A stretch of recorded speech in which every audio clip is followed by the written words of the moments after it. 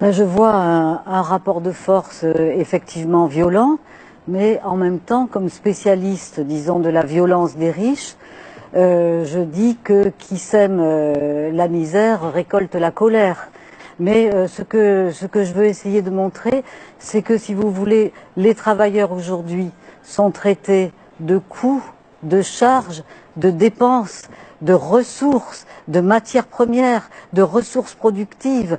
Et à partir du moment où la violence des riches, qui, elle, n'est pas visible, c'est ça qui est intéressant, c'est que cette violence de ceux qui veulent supprimer le SMIC en France, qui trouvent que les travailleurs coûtent toujours trop cher, c'est une violence qui se passe dans le huis clos, dans les salons feutrés de l'entre-soi des beaux quartiers, qui n'est pas visible.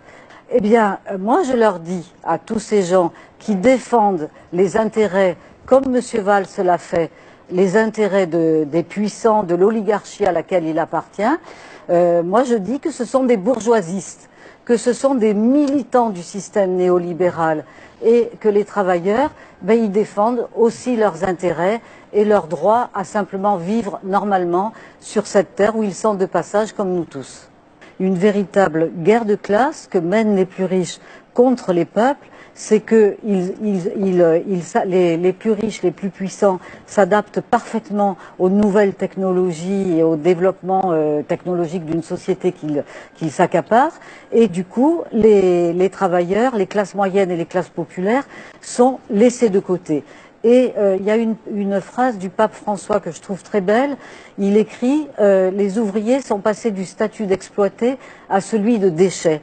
Et c'est cette notion, comme j'ai dit tout à l'heure, de coût, de charge, de déchets, de parasites, de parias, de voyous. Alors que moi, ou nous, dans nos enquêtes, qui sont les voyous dans notre dernier livre? Eh bien, écoutez, ce sont les fraudeurs les plus riches, qui privent des recettes fiscales de l'État français des dizaines de milliards d'euros, qui font que s'ils payaient à la hauteur de leur fortune leurs impôts, eh bien nous n'aurions plus de trou de la sécurité sociale, plus de déficit et plus de dette publique.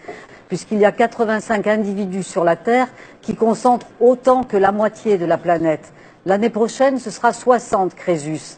Donc on va dans une espèce d'enfer épouvantable pour les classes populaires et pour nous, la bureaucratie, la technocratie à l'échelle de l'Europe, c'est une façon de tuer la démocratie.